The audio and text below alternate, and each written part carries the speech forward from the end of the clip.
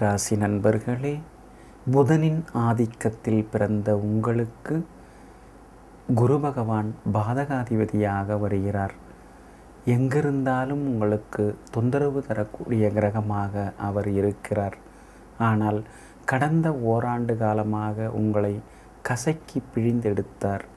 10வது வீட்டிலே, அதாவது உங்களுடைய ராசிக்கு 10வது வீட்டிலே அமர்ந்து உங்களை பாடாய்படுத்தினார். ஈசன் உருவத்திலே மண்டை ஓட்டிலே இறந்துண்டார் போல என்று பழைய நூல்களெல்லாம் தெரிவிக்கின்றது.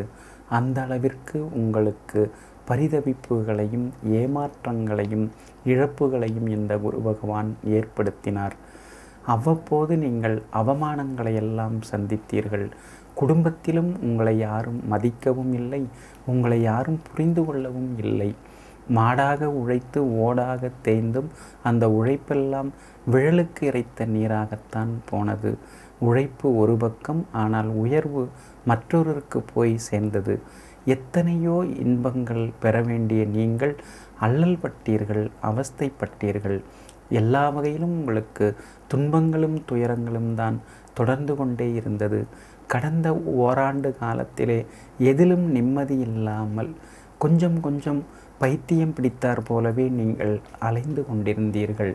சின்ன சின்ன காரியங்களை கூட முடிக்க முடியாமல் நீங்கள் சிக்கி தவித்தீர்கள். அது மட்டுமா, பணப்பற்றாக்குறையிலே நீங்கள் சிக்கிக்கொண்டு அலைகழிக்கப்பட்டீர்கள்.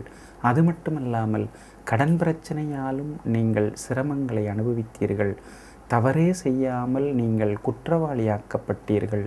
தண்டனையையும் பெற வேண்டிய சூழ்நிலைக்கு நீங்கள் தள்ளப்பட்டீர்கள். மெல்லவும் முடியாமல் விழுங்கவும் முடியாமல் தர்ம சங்கடமான பல சூழ்நிலைகளிலே நீங்கள் சிக்கிக்கொண்டு தவித்தீர்கள்.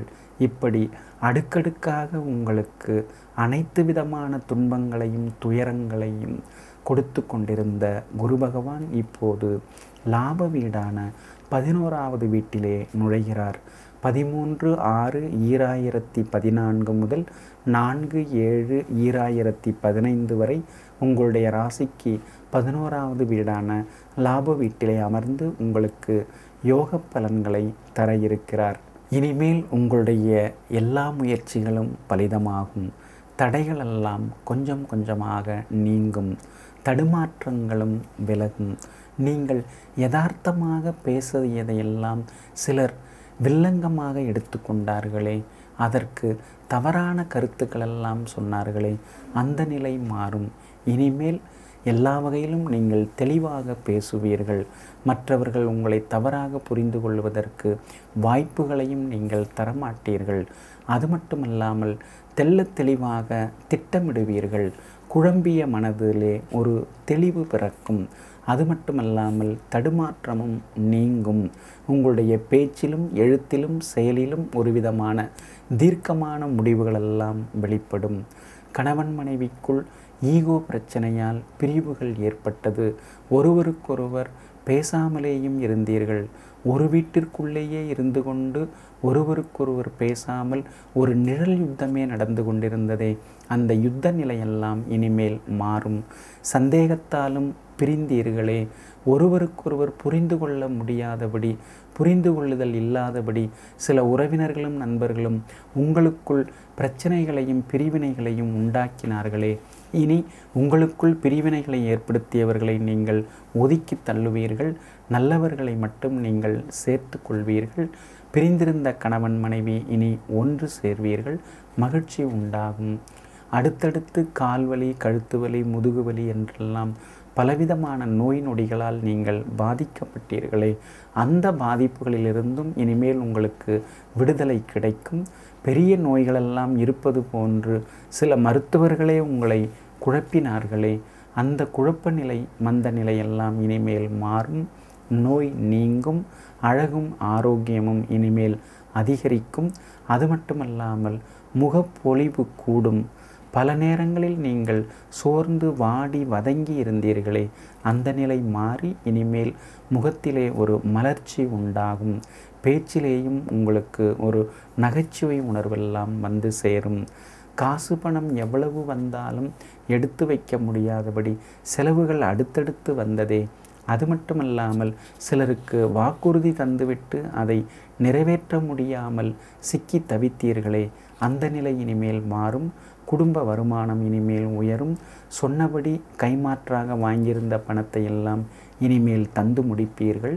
அது மட்டுமல்லாமல் எல்லா வகையிலும் உங்களுக்கு பணவரவும் அதிகரிக்கும். குறிப்பாக லாட்ரி ஷேர் மூலமாகவெல்லாம் உங்களுக்கு இனிமேல் பணம் வந்து குவியத் தொடங்கும். குழந்தை பாக்கியம் இல்லாமல் தவித்தீர்களே, இனி குழந்தை பாக்கியத்தை எதிர்பார்க்கலாம். குலதெய்வ பிரார்த்தனைகளையும் இனிமேல் நிறைவேற்றுவீர்கள்.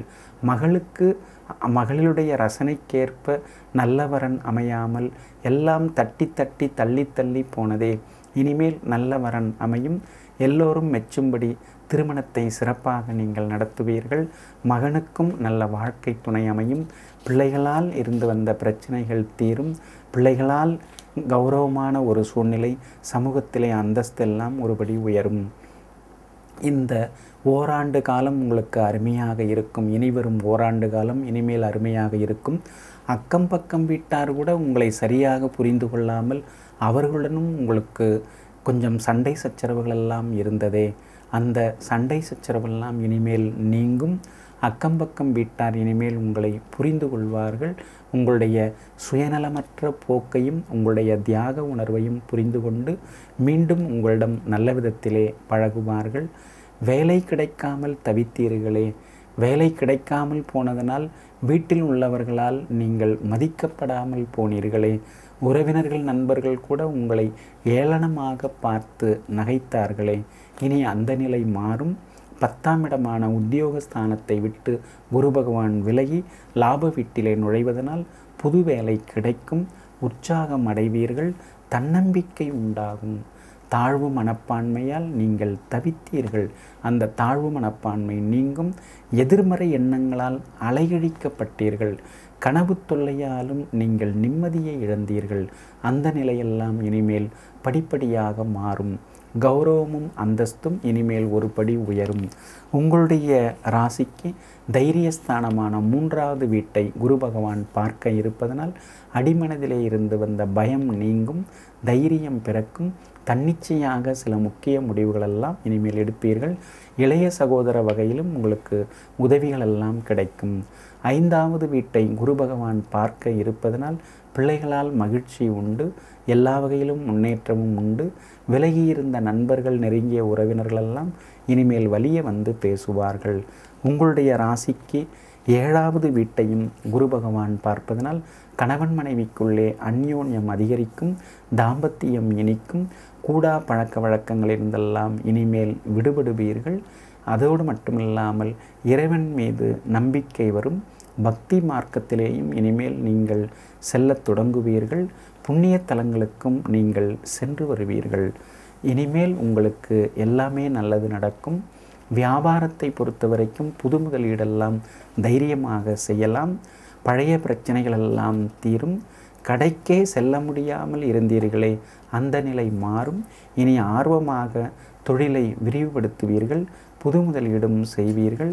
வங்கி கடன் உதவியும் முதலீடு செய்ய கிடைக்கும். அது மட்டுமல்லாமல் பழைய பாக்கிகள் வசூலாகும். புது வாடிக்கையாளர்களும் வருவார்கள்.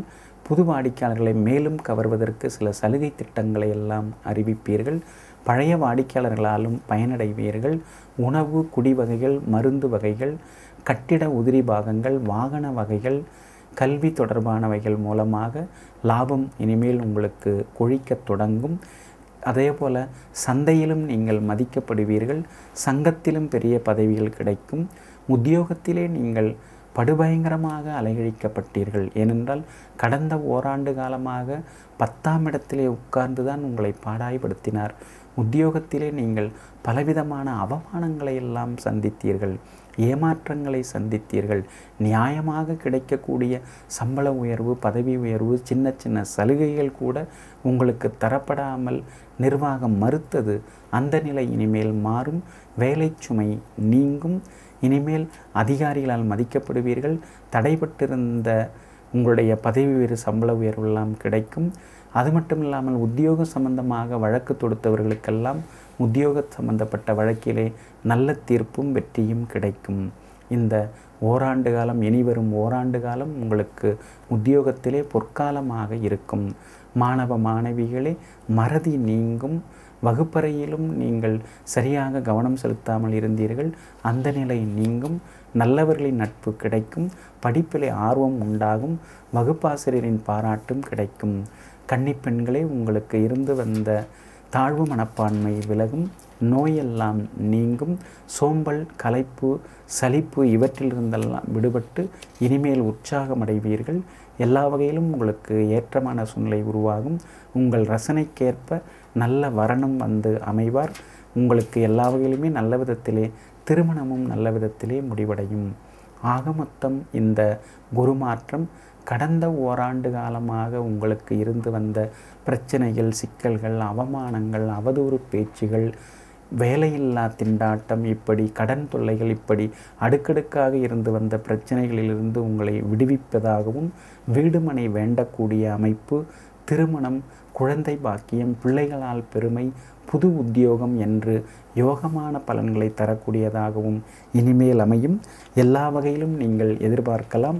மேலும் நல்ல பலன்களை பெறுவதற்கு பரிகாரமாக கும்பகோணத்திற்கு அருகே உள்ள தேப்பெருமாநல்லூர் என்னும் ஊரில் அருள்பாலிக்கும் அன்னதான தட்சிணாமூர்த்தியை சென்று தரிசனம் செய்யுங்கள். அது மட்டுமல்லாமல் மூடை சுமக்கும் தொழிலாளிக்கு உங்களாலான உதவிகளையும் செய்யுங்கள். மென்மேலும் நற்பலன்கள் அதிகரிக்கும்.